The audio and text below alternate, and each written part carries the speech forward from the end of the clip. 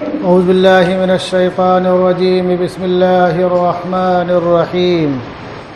إن أول بيت وضع للناس للذي ببكة مباركا وهدى للعالمين فيه آيات بينات مقام إبراهيم ومن دخله كان آمنا ولله على الناس حج البيت من استطاع إليه سبيلا ومن كفر فإن الله غني عن العالمين. صدق الله العظيم. وقال رسول الله صلى الله عليه وسلم من أراد الحج فليتعجل فإنه قد يمرض المريض وتزل الزالة وتعرض الحاجة. رواه ابن ماجہ. وقال رسول الله صلى الله عليه وسلم من حج لله فلم يرفث ولم يفسق رجع كيوم ولدته أمه. متفق عليه. وقال رسول الله صلى الله عليه وسلم من ملك زادا وراحلة تبلغه إلى بيت الله الحرام ولم يحج فلا عليه أن يموت يهوديا أو نصرانيا. رواه الترمذي.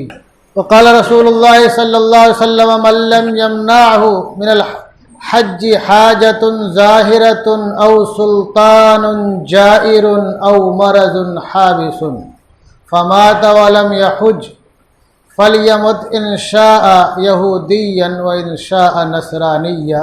رواہ الدارمی. حضرات محترم، اللہ کے پیارے حبیب کا ارشاد ہے من اراد الحج فلیتعجل. جو حج کا ارادہ کرے.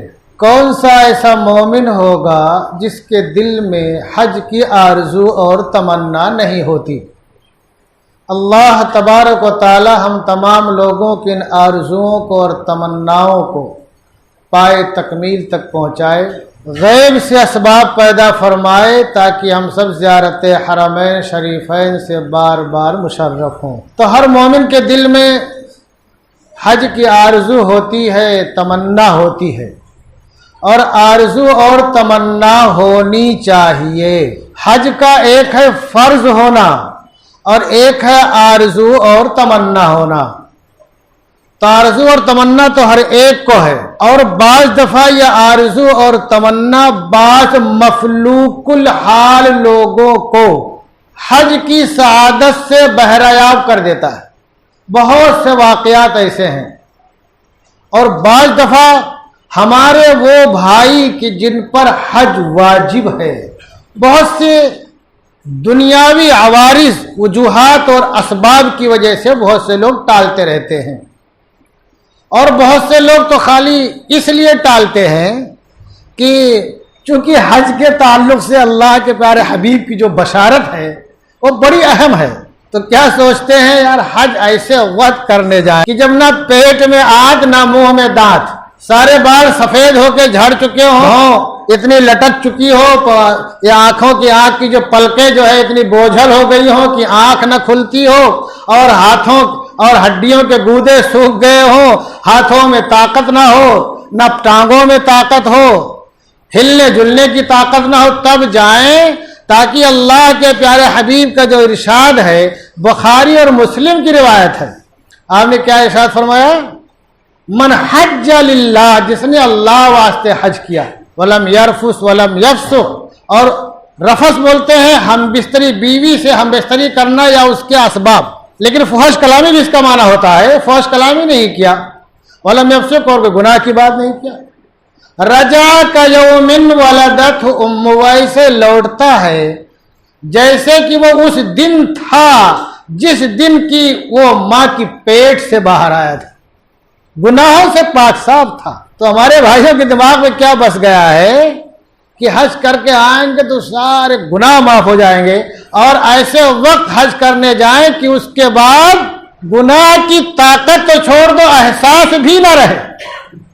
اس لیے بہت سے لوگ ٹالتے رہتے ہیں، اور اسی ٹالنے میں بہت سے لوگ ٹپک جاتے ہیں. ان پہ حج فرض تھا نہیں کیا، اور وصیت بھی نہیں کرنا جانتے کہ وصیت کر دیں. تو جو آرزو تھی کیا کہ ماں کے پیٹ سے جس طرح ہم آئے حج کر کے آئیں گے ویسے رہیں گے, پھر مرنے کی گھڑی قریب ایسے 5:30 میں پہنچ جائیں گے, وہ جنت کا باغ بن جائے گا. تو بعض دفعہ وہ آرزو ایسے ہی رہ جاتی ہے اور دنیا سے رخصت ہو جاتے ہیں ایک فرض کا قرض اپنے سر پر لے کر کے. اور یہ بھی جانتے کہ ہم کو وصیت کر دینی چاہیے تھی, بہتوں کو نہیں معلوم ہے. اور بیٹے بہت کم ایسے لائق مند ہوتے ہیں, نیک و صالح ہوتے ہیں کہ میرے باپ کا حج فرض تو نہیں کیا, لو میں کسی کو بھیج کے کرا دوں یا خود کر لوں, حج بدل جسے بولتے ہیں. اور اگر بیٹے اتنے لائق مند ہوں گے اس وقت جب کہ تم لائق مند ہوگے, اگر تم اتنے لائق و صالح ہوتے تو حج کو تم ٹالتے نہیں, وقت پہ حج کر لیتے. تو ہمارے بھائی لوگ کر جاتے ہیں جبکہ ٹھلیا پہ ڈھکیلنا پڑے, اور یہ وہ کیا مینا اور کیا بولتے ہیں حرم کے درمیان بعض دفعہ جب وہ طواف زیارت کو آتے ہیں تو بہت سے لوگوں کے منہ میں چمچ سے پانی ڈالا جا رہا ہوتا ہے کہ اب مرے کہ تب مرے, اب مرے کہ تب مرے. بہت سے لوگ مر جاتے ہیں. تو جس کے دل میں آرزو اور تمنا ہوتی ہے, اور بعض دفعہ یہ آرزو اور تمنا اس مقام و مرتبے پر پہنچ جاتی ہے کہ انسان مفلوق الحال ہونے کے باوجود حج کو چلا جاتا ہے. اللہ تعالیٰ غیر سے اسباب پیدا کر دیتا ہے, غیر سے اللہ ذرائع پیدا کر دیتا ہے. یہ دھیان رکھو, مال ہے تو حج فرض ہے, لیکن حج کرنا مال پر منحصر نہیں ہے, اعمال اور نیتوں پر, ذوق اور شوق پر موقوف ہے. بہت سے ایسے اللہ کے بندے ہیں کہ جب انہیں ذوق اور شوق پیدا ہوا تو اللہ تبارک و تعالیٰ نے ان کے لیے ذرائع پیدا کر دیا. ابھی ہم نے سعودی عربیہ کے ایک عربی مضمون کا ترجمہ پڑھا. زامبیا مغربی افریقہ کا ایک ملک ہے, آج کے 70-80 سال پہلے کا واقعہ ہے. حاجی عثمان دابویا واقعہ بیان کرتے ہیں. لوگوں نے پوچھا ان سے اپنے حج کا کہ کیسے یار تم لوگ حج کر لیے؟ تو کہا اصل میں ہم 5 ساتھی جوان تھے اور حضرت ابراہیم علیہ السلام کا واقعہ, ان کا تذکرہ قصہ ہم لوگ بیان کر رہے تھے آپس میں. تو یہ جذبہ پیدا ہوا کہ ہمیں حج کو جانا چاہیے, ہمیں حج کو جانا چاہیے. تو بھائی کیسے جائیں گے, کچھ ہے نہیں یار, سب تو ایسے ہی ہیں. تو کہا ابھی عمر ہے, ابھی کیا ہے, عمر ہے, جسم میں طاقت ہے, چلتے ہیں. پیدل سفر شروع کر دیا, بہت کم جگہوں پہ سواری کیا ہے, اور کہیں کہ سمندری راستہ, کشتی. تو بولتے کیونکہ کھانے پینے کا سامان خالی 2-4 دن کا اپنے پاس تھا, تو راستے میں کہیں مزدوری کر لیتے, کھانے پینے کا سامان ہوتا, پھر چلنا شروع کرتے, چلتے رہتے. جگہ جگہ بیماری بھی آئی, تکلیف بھی آئی. پھر بتا رہے کہ ہم کو ایک جگہ رات آرام کر رہا تھا اور کسی زہریلے جانور نے کاٹ لیا. مجھے اتنا تیز بخار آیا کہ مجھے موت اپنے سامنے گردش کرتی ہوئی نظر آئی. اور ہمارے باقی ساتھی مزدوری پہ, اب دن میں ہم کو مجبوراً چھوڑ کے پیڑ کے نیچے چھوڑ کے مزدوری پہ چلے جاتے بھائی, تاکہ کچھ کھانے پینے کا سامان ہو جائے. تو میرے دل میں شیطان نے وسوسہ ڈالا کہ یار تم کو اچھے خاصے گھر میں تھے بلاؤ, کیا تم پر فرض تھا کہ تم آ جاتے, اتنی مشقتیں اور جھیلتے اور برداشت کرتے. تو میرے دل میں وسوسہ آیا اور میرے دل میں تھوڑا سا ہوا آئے. تو میرے ساتھی جب آئے شام کے ٹائم تو دیکھا انہوں نے کہ ہمارا چہرہ مرجھایا ہوا ہے اور میرے آنکھوں سے آنسو نکل رہے تھے. تو میرے ساتھی سمجھ گئے لگتا کچھ معاملہ گڑبڑ ہے. تو ہم نے جلدی سے آنسو پہنچا, ان لوگوں کو پتہ نہ چلے.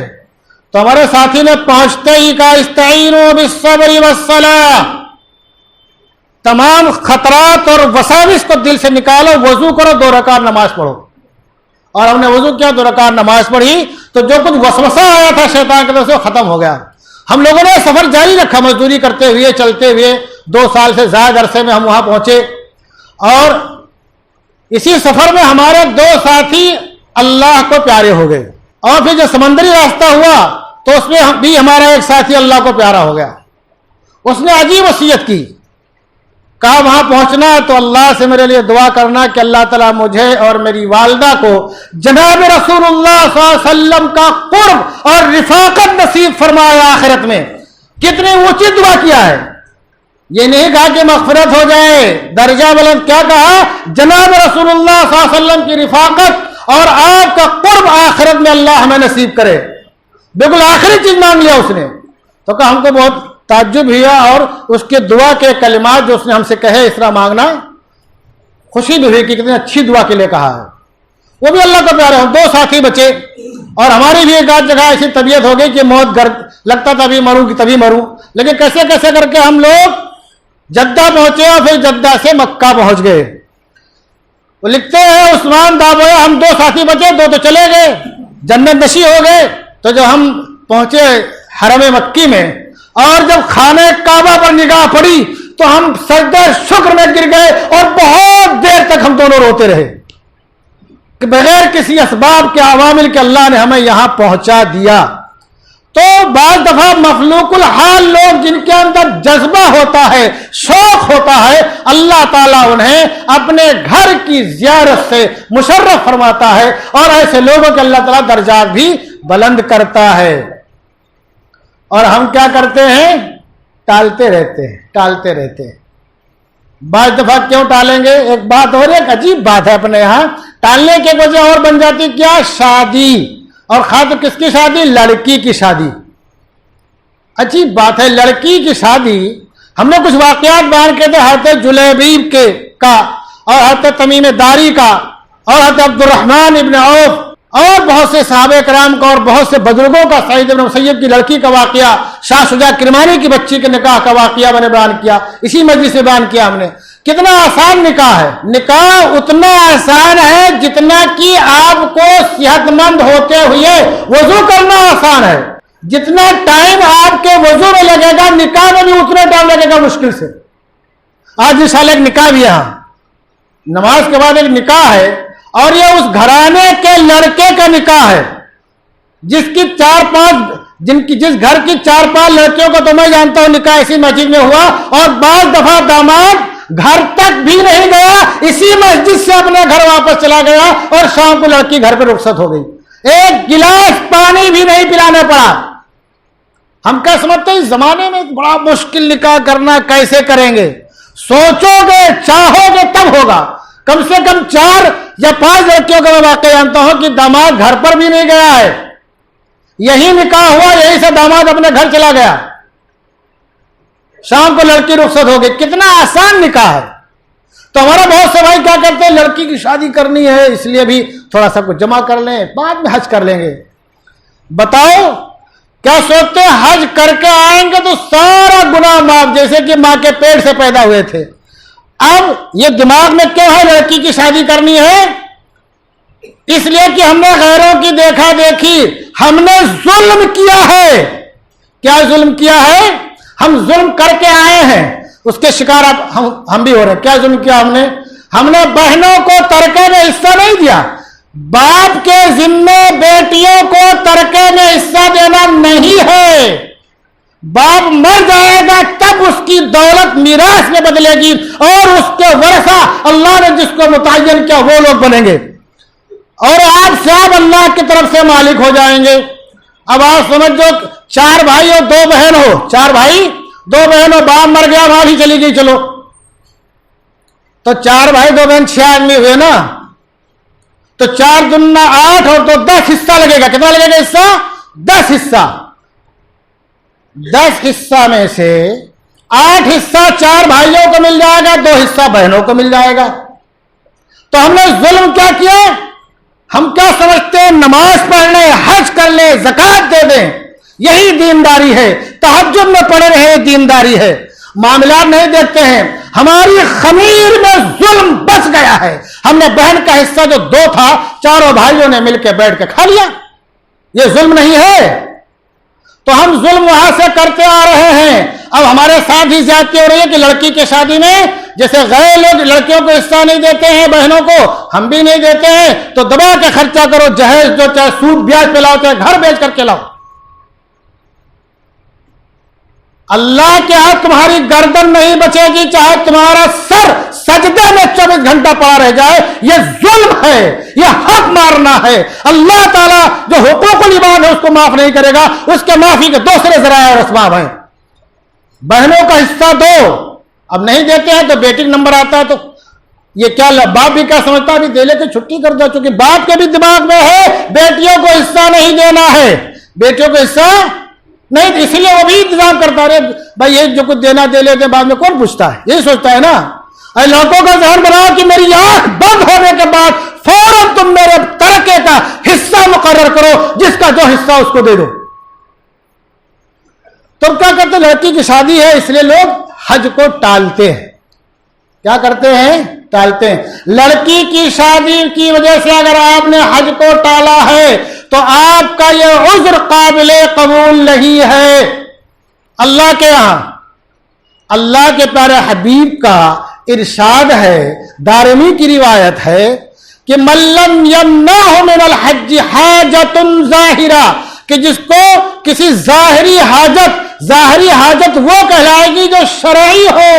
بیٹی کی شادی میں جہیز کے لیے پیسہ اکٹھا کر کے اس کو جہیز دینا اور غیروں کی رسم کو رواج دینا یہ عذر شرعی نہیں ہے۔ اور سلطان جائر یا ظالم بادشاہ کہ پیپر ہی نہیں بننا ہے یا اجازت ہی نہیں ہے حکومت کی طرف سے، او مرض حابس، یا کوئی ایسے مرض میں مبتلا ہو گیا کہ وہ جا نہیں سکتا ہے اور اس نے حج نہیں کیا، فمات ولم یحج، مر گیا حج نہیں کیا، فلیمت ان شاء یہودیا او نصرانیا۔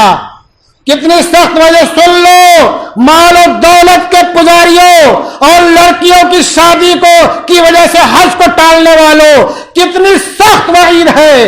اب اسے حج نہیں کیا تو اللہ کے رسول فرماتے ہیں اس کو اختیار ہے، چاہے یہودی ہو کے مرے چاہے نصرانی ہو کے مرے۔ یہودی یا جیوس، نصرانی جس کو ہم کرسچن بولتے ہیں۔ ایک دوسری روایت ترمذی صفحہ نمبر جلد نمبر 1 صفحہ نمبر 167 پر ہے، اس میں بھی ایسے ہی الفاظ ہیں، من ملک زادا وراحلتا تبلغ الى بیت اللہ الحرام، جو توشہ کا، زیادہ سفر کا، تمام چیزوں کا مالک ہو گیا کہ یہاں سے جائے اور واپس آئے اور وہاں کا خرچہ برداشت کر لے، اور اس بیچ میں جو لوگ اس کے زیر کفالت ہیں ان کا بھی خرچہ دے کے جائے، اتنے کا مالک ہو گیا۔ پھر آگے وَلَمْ يَحُجْ، حج نہیں کیا، ہونے کے باوجود حج نہیں کیا۔ سنو، غور سے سن لو، بہت سخت وعید ہے۔ ترمذی جلد نمبر 1 صفحہ نمبر 167 پہ دیکھ لینا، فلا علیہ ان یموت یہودیا او نصرانیا۔ جناب رسول اللہ صلی اللہ علیہ وسلم جن کے تعلق سے رب العالمین نے رحمت للعالمین کہا، جن کو اللہ نے ایک جگہ وبالمؤمنین رؤوف الرحیم کہا، جو رأفت اور رحمت کا چشمہ ہے، اتنے سخت الفاظ فرما رہے ہیں اس کے تعلق سے، جو ہونے کے باوجود حج کو نہ جائے کہ اس کو اللہ کو کوئی پرواہ نہیں ہے، چاہے یہودی ہو کے مرے چاہے نصرانی ہو کے مرے۔ تو ٹالو مت، بیٹی کی شادی بیاہ یہ کوئی عذر نہیں ہے، گھر بنوانا یہ بھی کوئی عذر نہیں ہے۔ اب تک جیسے رہے تھے ایسے رہ لو، حج کر لو، اس کے بعد انتظام کرو۔ اور حج کرنے سے میں نے ایک رواج پڑھی کہ غربت ایسے دور ہوتی ہے جیسے کہ زنگ کو آگ ختم کر دیتی ہے۔ تو حج کو ٹالو مت، اللہ کے پیارے حبیب کا جو میں نے ارشاد شروع میں پڑھا تھا کہ من اراد الحج فلیتعجل، جو حج کا ارادہ کرے۔ ہمارے بہت سے لوگ ارادہ کر کے رکھتے ہیں، ہاں ارادہ ہے، جیسے ہمارے بہت سے ساتھی ارادے میں نام لکھا دیتے ہیں، دل میں ہوتا نہیں جانے کا ہے۔ ایسے جب کوئی یار اللہ نے آپ کو دیا ہے حج کا کیا، ہاں بس مولانا تیاری کر رہا ہوں، پتہ نہیں کتنے سالوں سے تیاری کرتے رہتے ہیں، پتہ کیا چلا کہ 5:30 پہ پہنچ گئے تیاری کرتے کرتے اور وہاں نہیں پہنچ پائے۔ 5:30 سمجھتے ہیں نا، آرے قبرستان ہے، جا کے دیکھ لینا 5:30 کے کیا بمبئی میں کیا منظر ہوتا ہے، گاؤں کی بات یہ الگ ہوتی ہے۔ کیا ارشاد ہے، من اراد الحج فلیتعجل، جو حج کا ارادہ کرے، فلیتعجل، تو اس کو چاہیے کہ جلدی کرے، اللہ کے پر حبیب اس کی وجہ بتاتے ہیں۔ فَإِنَّهُ قَدْ يَمْرَضُ الْمَرِيض، کہ بعض دفعہ ایسا ہوتا آدمی بیماری کا شکار ہو گیا، اب بیماری کا شکار ہو جا ہی نہیں سکتا. اور آگے ارشاد فرمایا وَتَذِلُّ الضَّالَّةُ، بعض دفعہ سواری ہی کھو گئی، غائب ہو گئی، یا انتظام نہیں ہو پایا، یا ابھی سہولت ہے کاغذ پتر بنوانے کی، آسان ہے پاسپورٹ بنوانا جانا، آئندہ سالوں میں مشکل ہو گئے، کیا کر سکتے ہیں؟ ہم نہیں جا سکتے، کیا کریں گے، کیسے جائیں گے؟ اور آگے کا ارشاد ہے وَتَعْرِضُ الْحَاجَةُ، اور بعض دفعہ ایسا ہوتا ہے کوئی بہت سخت ضرورت پیش آ گئی، پیسے گل ہو گیا، ختم ہو گیا. بہت سے ایسے لوگ ہیں جو جن کے ماہوں سال اور لیل و نہار پیسے میں گزرتے ہیں، لیکن بعض دفعہ ایسے حالات آ جاتے ہیں کہ چند دنوں میں، چند ہفتوں میں، چند مہینوں میں وہ ٹکوں کے محتاج ہو جاتے ہیں. تو اللہ کے برحق کا جو ارشاد ہے کہ جو حج کا ارادہ کرے اس کو چاہیے کہ جلدی کرے، اس میں لیٹ نہ کرے. ہمیں اس تعلق سے بالکل لیٹ نہیں کرنا چاہیے اور غفلت نہیں برتنی چاہیے. اللہ تبارک و تعالی ہم تمام لوگوں کو اور ہم سب کے گھر والوں کو، نسلوں کو بار بار زیارت حرمین شریفین سے مشرف فرمائے، اور ہم سب کو اور ہم سب کی نسلوں کو اسلام پر باقی رکھے، ایمان پر خاتمہ فرمائے، شہادت کی موت نصیب فرمائے، اور جناب محمد رسول اللہ صلی اللہ علیہ وسلم کے محبوب شہر میں جنت البقیع میں مدفون ہونے کے ساتھ